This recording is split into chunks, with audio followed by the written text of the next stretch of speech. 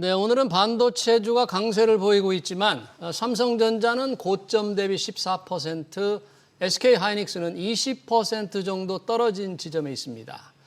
AI 거품론이 나올 때마다 주가가 출렁였는데요. 증권가에서는 여전히 투자가 유망하다고 권고하지만 투자자 입장에서는 두려움이 커질 수밖에 없습니다.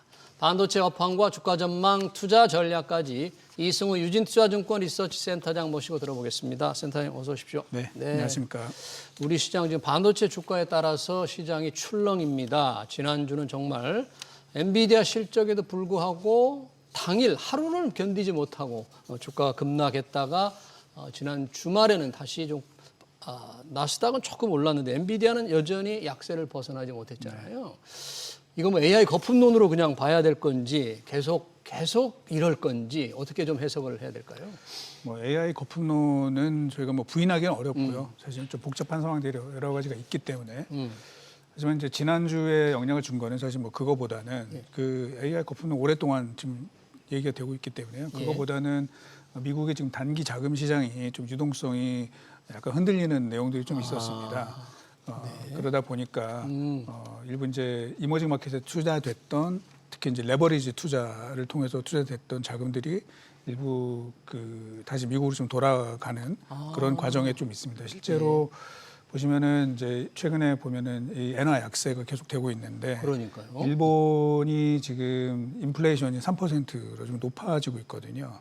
그런 상황에서는 일본이 금리를 인상해야 되는 거 아니냐라는 우려가 계속 나오고 있고, 그렇게 되면 이제 다들 아시는 것처럼 엔캐리 투자로 엔캐리 투자에 의해서 이제 투자됐던 자금들이 굉장히 좀 쪼달리는 상황이 됐고요. 또 하나는 우리가 이제 처음에는 이게 그렇게 영향이 있을까라고 생각했었는데, 이제 미국의 정부 셧다운 이 이슈로 인해서 예를 들면 이제 그 정부 쪽에서 지원돼줘야 될 단기 자금들이 있잖아요. 이제 그쪽에 다 막혀버립니다. 막혀버리면서 그쪽에 정부가 일시 정지되니까. 그렇죠. 그래서 그쪽에 좀 자금이 부족해지면서 흔히 말하는 저희가 레포 금리라고 하는 미국의 초단기 금리가 단기에는 좀 많이 올랐거든요. 그렇게 되면서 마찬가지로 이렇게 낮은 이제 금리를 이용해서 그 레버리지 투자를 진행했던 이런 자금들이 좀 압박을 많이 받고 있습니다. 그래서 그 영향으로 뭐 사실은 우리가 이제 스마트머니라고 하는 코인 시장에서의 그런 자금들이 좀 빠지기 시작을 하는 그런 것들이 있었고, 또 많이 올랐던 반도체를 중심으로 해서 조금 이 차익 실현하는 부분들도 상당히 좀 겹쳐서 나타났다 이렇게 봐야 될 것 같습니다. 그런 분위기가 그러니까 우리 시장에서 오늘만 본다면은 상당히 전장에는 굉장히 강했던 것 같은데 강세가 조금 많이 약해지면서 상승폭이 좁혀졌잖아요. 그런 분위기가 좀 확산되는 거로 그렇죠. 이제 지난 주말에 뭐 다들 아시는 것처럼 데이비스 여는 뉴욕 여는 총재가 이제 금리 인하에 대해서 조금 확률을 높이는 그런 가능성들을 얘기를 하면서 이제 좀 안정이 됐습니다. 안정이 됐지만 여전히 연준 내에는 이견이 굉장히 지금 많이 있는 걸로 알고 있습니다. 그러다 보니까 역시 12월 금리 인하를 지금 확인하기 어려운 그런 상황이고 좀 불안해하는 그런 내용들이 좀 진행이 될 것 같고요. 저희는 이제 12월 1일부터 이제 미국이 QT를 종료를 하기 때문에 일단 마지막 고비는 좀 지날 것 같고 12월 10일 날 FOMC 그걸 지나면서부터는 그래도 조금은 안정화가 되지 않겠느냐 이제 그런 기대를 갖고 있습니다. 네, 미 연준의 12월 10일 금리 결정이 뭔가 변곡점이 될까 이제 그렇게 예상이 되는데 반도체주가 출렁이다 보니까 미국 반도체 이 얘기 잠깐 해보고 싶은데요. 3배 레버리지 ETF를 산 개미들이 이달에 산 것만 1조 원을 넘어섰다는데 이분들은 상당히 타격이 좀 있을 수 있겠네요. 그렇겠죠. 사실 저희는 이제 기관 투자자들은 이런 쪽은 사실은 그런 레버리지 투자를 이렇게 권유하지는 않거든요. 왜냐하면 리스크가 굉장히 크기 때문에. 그래서 필라델피아 반도체 지수가 한 7,300에서 지금 한 6,400 요 정도까지 떨어져서 한 12% 정도 떨어졌는데 이 3배 ETF는 썩슬이라고 하죠. 썩슬 같은 경우에는 35% 이 정도가 좀 하락했기 때문에 좀 타격이 없지 않을 수 없는 그런 상황인 것 같습니다. 너무 공격적인 투자를 한 분들은 시장의 변동성이 크면은 피해가 클 수가 있는데 엔비디아 거품론 말고는 자본시장의 단기 경색을 주가의 변동성이 하나로 말씀해 주셨는데 엔비디아 변동성 관련해서 어떤 분이 그런 분석을 했대요. 엔비디아 매출 채권이 좀 늘어났다. 네. 이게 AI 거품론을 짚히는 게 아니냐 이런 얘기를 하는데 이건 무슨 변수가 됩니까? 저도 이제 그 미국에서 그런 분석이 있는데 뭐 제가 이제 이런 표현을 좀 쓰긴 하는데 좀 약간 억까다 이렇게 좀 억까? 네. 억까가 뭐죠? 억지로 깐다. 억지로 비판한다? 네, 뭐 그런 거 말이 같고요. 안 되는데 이렇게 좀. 왜냐하면은 사실은 매출 채권이 늘죠 당연히. 왜냐하면 매출이 느니까. 네. 그래서 그 저희가 이제 매출액 대비해서 매출 채권 비중을 이렇게 보거든요. 예. 근데 그게 늘지가 않았어요 사실은. 아 그래요? 그래서 오히려 전분기보다는 좀 내려갔습니다. 그래서 뭐 느는 그 매출 채권이 많은 건 좋지는 않은 거죠 사실은. 돈을 못 받고 채권도 남아 있기 때문에. 근데 네. 그게 뭐 과도하게 는 것도 아니고 그렇기 때문에 그거는 이제 엔비디아 주가를 떨어지기를 좀 원하는 그런 쪽에서 마이클 버니? 아니, 뭐 그럴 수도 있고 예, 그래서 그런 내용이지 뭐 그게 큰 문제가 될 정도는 아니라고 생각을 합니다. 오히려 이제 그거보다는 사실은 우려가 되는 거는 엔비디아라기보다는 오픈 AI에 있다고 보고 있어요. 저희는. 오픈 AI 뭐 자금 문제. 예, 그러니까 뭐냐면 지난 이제 10월 29일 날 마이크로소프트가 실적 발표를 했는데 예. 거기에 그 10Q 보고서라 그래서 뭐 우리로 보면은 이제 분기 이 자세한 보고서가 나왔는데 거기에 그 오픈 AI에 대한 이제 지분법 손실 규모가 이제 잡혀 있었거든요. 그래서 그거를 통해서 오픈 AI의 실적을 저희가 역추적을 해봤더니 분기의 적자가 한 600억 달러 정도가 분기에만 엄청난 거죠. 왜냐하면은 오픈 AI의 올해 연간 매출액이 예상이 130억 달러거든요.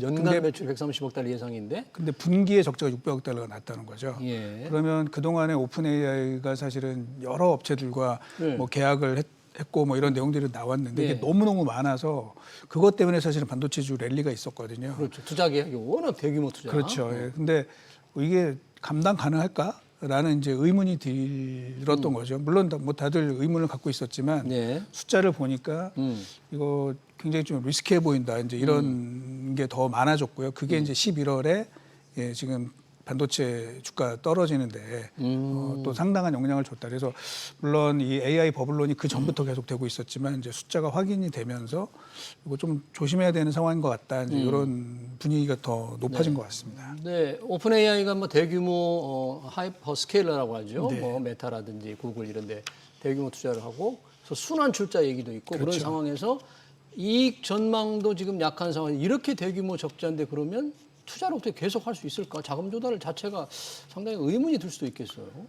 굉장히 의문스럽고요. 이제 그래서 이제 지금 뭐 다들 그것도 뉴스에 다 나온 얘기지만 이제 엔비디아가 1,000억 달러를 뭐 투자를 해주는 거죠. 그러니까 돈을 주겠다는 거죠. 그래서 지금의 현재 AI 생태계에 돌아가는 여러 사건들을 보면은 조금 과장해서 얘기를 하면은 엔비디아가 번 돈을 갖고 계속 이제 이 약간 수건 돌리기 식으로 그렇게 되는 거 아니냐라는 의구심과 걱정이 좀 있는 게 사실입니다. 네.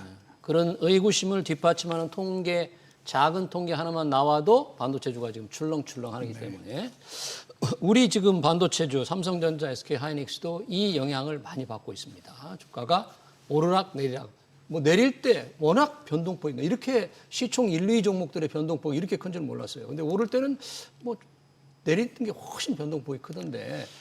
오르기도 많이 올랐고요. 사실은 이제 그동안에 이제 제가 여기 SBS 몇 번 나와가지고 이제 말씀을 드린 게 뭐 되게 상황은 좋다. 다만 4분기가 되면 뭐 이제 상반기에서 3분기까지 그 미국의 이제 관세 때문에 미리 주문 냈던 것들이 4분기가 되면은 좀 약해질 수가 있다. 그래서 이제 조심해야 될 필요가 있지 않을까라고 이제 그렇게 말씀드렸는데 그거를 깨부신 게 이제 사실 오픈 AI 대규모 투자 계획 발표였던 것들이죠. 그래서 오히려 4분기에 가격이 더 많이 오르는 이런 일들이 벌어져서 주가도 뭐 굉장히 많이 올랐습니다. 사실 많이 올라서 뭐 다행이긴 한데 그러다 보니까 이제 좀 전에 말씀드린 뭐 AI 버블론에다가 이제 단기 미국의 이제 자금 이 경색 우려 뭐 이런 것들 때문에 좀 차익 실현이 많이 있었다. 다만 그래도 지금 현재의 그 반도체 가격 추이라든지 또 물론 이제 오픈 AI가 좀 세게 지른 거는 맞지만 그래도 일단 투자는 시작이 돼야 되거든요. 그래서 그런 상황을 보면은 뭐 삼성전자, SK하이닉스의 실적은 굉장히 좋을 걸로 현재 예상이 됩니다. 그래서 지금 주가는 뭐 조금 흔들리고는 있지만 제가 볼 때는 그래도 전 세계 반도체 주식을 통틀어서 제일 견조한 실적과 또 낮은 밸류에이션 이게 좀 뒷받침되는 종목이 아닌가 그렇게 판단을 합니다. 전 세계 통틀어서 견조한 실적과 낮은 밸류에이션. 그러면 유진투자에서도 그러면 삼성전자의 SK하이닉스 두 회사의 좀 목표 주가를 지금 상황에서도 조금 올렸습니까?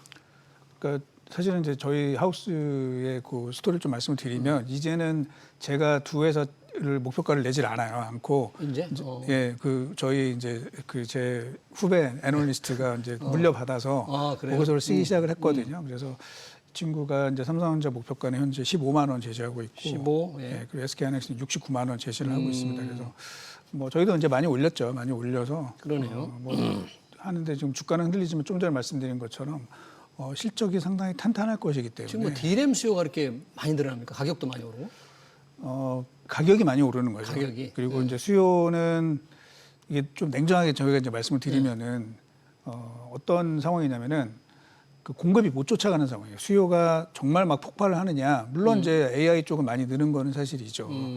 그런데 지금 4분기에 예. 삼성전자나 SK하이닉스의 그 빚 그로스 가이던스, 그러니까 네. 빚이 얼만큼 늘어날 것인지, 추락 얼만큼 늘어날 것인지 가이던스가 사실 마이너스입니다. 공급을 못 해준다는 얘기네. 뭐 하여튼 뭐 마이너스입니다. 그런데 이제 실적은 되게 좋을 걸로 보는 이유는 가격이 많이 올라가는 거죠. 그래서 뭐 지금 현재 칩 수요가 막 엄청난다 이렇게는 보지 않지만 공급이 충분히 안 되면서 가격이 확 올라간 것이죠. 그동안 설비 이 투자 생산 능력 확대를 좀 덜했거든요. 그랬죠, 예. 공급이 그렇게 네. 수요가 많이 안 늘 거로 보고. 그렇죠. 이제 아까 제가 말씀드린 것처럼 이제 관세 때문에 미리 땡겼는데 이게 4분기가 되면 뭐 어떻게 될지 모르겠다라는 이제 분위기가 좀 있었던 것이죠. 그래서 최근에 이제 반도체 소재 업체들의 그 이야기를 들어보면은 이제 소재 업체들은 그 물량이 많이 늘어야 회사들이 좋아지거든요. 그렇죠. 근데 수요가 엄청 늘어야 물량이 되는데. 그 정도로 늘지 않는다는 거죠. 그 가격만 앞에 그 반도체 가격만 올라가고 있기 때문에 자기네들은 이제 그 정도의 호황은 아니다. 이제 이런 소재 업체들. 예, 그렇게 얘기를 하고 있어요. 네. 근데 이제 뭐 오픈AI가 지금 이야기했던 여러 가지 일들 그리고 엔비디아의 그런 가이던스들 이런 걸 보면 뭐 내년에는 물량이 늘 것 같아요. 내년에는? 네, 늘 것 같고 당분간은 가격도 그 공급도 또 충분히 쫓아가지 못할 것이기 때문에 계속해서 내년도에도 실적이 계속 좋아지는 그림이 나올 걸로 예상이 되거든요. 네. 그리고 그런 측면에서 본다면은 지금 뭐 최소한 내년까지는 현재의 가격 상승 추세 그리고 공급도 조금 늘어나지만 여전히 부족한 상태가 네. 내년 아니면 2027년까지 갑니까? 어떻게 할까요? 2027년까지는 제가 말씀 못 드리겠고 내년까지는 간다. 일단 뭐 상당히 내년까지는 견조할 걸로 보고 있습니다. 그러네요. 근데 외국인들은 왜 그렇게 뭐 그동안 최근 들어서 많이 팔았어요? 아까 이제 말씀드린 것처럼 최근에 이제 많이 들어왔었고 사실 9월달, 10월달에 외국인들이 많이 들어왔었고 예. 그런데 이제 지금 이 달러의 분위기가 좀 바뀌고 예. 또 엔화 또 좀 많이 흔들리고 이러다 보니까 그쪽 그 최근에 이제 주가 투자해서 올랐던 것들 좀 차익 실현하는 그런 부분들이 많이 나타난 것 같습니다. 네. 그럼 지금 상황에서 약간의 이 AI 버블이라든지 단기 자금 시장의 문제로 인해서 지금 반도체주가 조정이 약간의 좀 조정처럼 보이는데 이 조정이 어떻게 좀 조금 갈까요? 우선은 아니면은 좀 다시 뭐 주식이 뭐 계속 올라갈 수는 없는 거잖아요. 그래서 항상 그 뭐 치고받고 하는 이제 그런 과정이 있는데 뭐 대체적으로 한 10에서 15%뭐 이 정도 이제 조정을 받으면 예. 대충 또 이제 어느 정도 마무리가 되고 그 다음 단계를 이제 보는 경향들이 최근 몇 년 동안 있었습니다. 그래서 지금 저희가 보고 있는 그림은 미국 필라델피아 반도체 지수로 보면 예. 3,560이 지난 4월달 저점이었거든요. 네. 여기에서 뭐 제가 이렇게 얘기하기 좀 그렇긴 하지만 이게 반등을 하는데 어디까지 반등을 할 거냐. 이제 보통 그 미국 반도체 지수가 올라갈 때 사실은 한 2.7배 정도 반등을 합니다. 평균. 2.7배? 네, 바닥에서 네. 사이클 고점까지. 그렇게 보면은 뭘 그것도 이제 레인지가 있기 때문에 이제 그렇죠. 보면은 약 8,900에서 한 9,300 정도까지 저희는 그 뭐 상승이 보인다라고 이제 현재 분석을 하고 있고요. 예. 근데 이제 지난번에 이제 7,300까지 갔다가 지금 6,400까지 내려왔기 때문에 뭐 이 정도 조정 받고는 다시 한번 좀 힘을 낼 가능성이 있다. 왜냐하면은 뭐 메모리가 제일 좋기는 하지만 글로벌 반도체 이 시장을 좀 보면은 지금 내년에도 저희는 한 18% 정도 성장을 할 걸로 보고 있거든요. 반도체 예. 시장 규모가. 그러면 이게 어떤 의미냐면은 2024년, 25년, 26년 3년 연속 두 자릿수 성장을 하는 거예요. 근데 이렇게 반도체 산업이 3년 연속 매출액이 두 자릿수 성장한 경우는 31년 만에 처음입니다. 아, 그래요? 예, 3년 연속 1993년, 94년, 95년 이때 이후로 아무도 본 사람이 없어요. 저도 처음 보는 거죠. 사실은 이제 그때는 애널리스트가 아니었기 때문에. 그래서 굉장히 좀 그 좋은 상황이고요. 슈퍼 사이클이네요. 제가 볼 땐 그냥 슈퍼사이클을 좀 넘어서는 뭐 이런 정도일 것 같아요. 슈퍼사이클을 넘어서 울트라 슈퍼사이클이다라고 이제 저는 울트라. 그렇게 그 말씀을 드리고 있고 그러면은 뭐 조금 일시적으로 이제 뭐 몇 가지 요인 때문에 조정을 받았지만 다시 한번 좀 힘을 내지 않을까 그렇게 전망을 하고 있습니다. 조정을 받을 때 힘을 낼 거라 그러니까 지금쯤 이제 뭐 조정이 어느 정도 이루어졌다면 매수를 좀 권장할 만하다 이렇게 좀 해석을 해도 될까요? 그럼? 그렇습니다. 예. 네. 자, 관련해서 엔비디아 얘기 잠깐 한마디 하고 싶은데요. 이 엔비디아 이 트럼프 대통령이 엔비디아의 H200 뭐 중국 수출을 뭐 허용할 거다 이런 검토한다는 얘기가 나오는데 이게 어떤 의미가 있는지 그런 거요. 이거 얘기하면 사실 굉장히 좀 긴 스토리가 되는데요. 좀 짧게 해주신다면. 지금 사실은 이제 그 현재 AI 산업의 이제 가장 큰 문제점이 뭐냐면은 반도체를 너무 많이 쓰고 전력을 너무 많이 쓴다는 거예요. 그렇죠. 그래서 사실은 한쪽에서는 뭔가 다른 움직임들이 벌어지고 있습니다. 어떤 거요?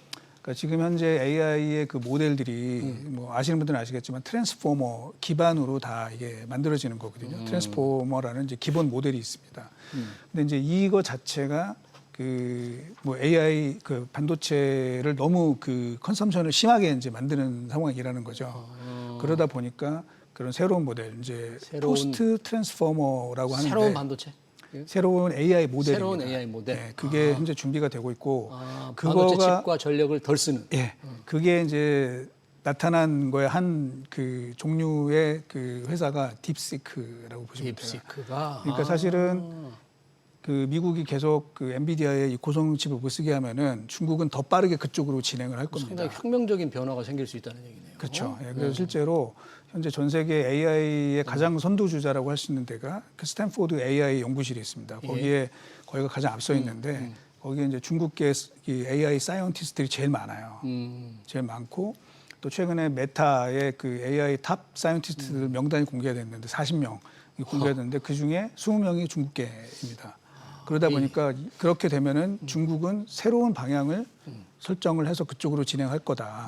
그러면 사실은 지금 우리가 이제 뭐 반도체를 서로 구하려고 지금 노력을 하고 있는데 그게 변화될 가능성도 있어요. 뭐 단기적인 얘기는 아니지만. 짧게 끝낼 게 아닌 것 같습니다. 네, 맞습니다. 이진우 센터장과 다음에 한번 다시 모시고 이 반도체 AI 새로운 모델이 나오면 AI 칩과 전력 수요를 획기적으로 전략할 수 있는 혁명적인 변화가 일어날 가능성은 나중에 따로 한번 모시고 자세히 들어보도록 하겠습니다. 네, 반도체 업황 그리고 투자 전략까지 잘 들었습니다. 지금까지 이승우 유진투자증권 리서치 센터장이었습니다. 센터장님 고맙습니다. 네.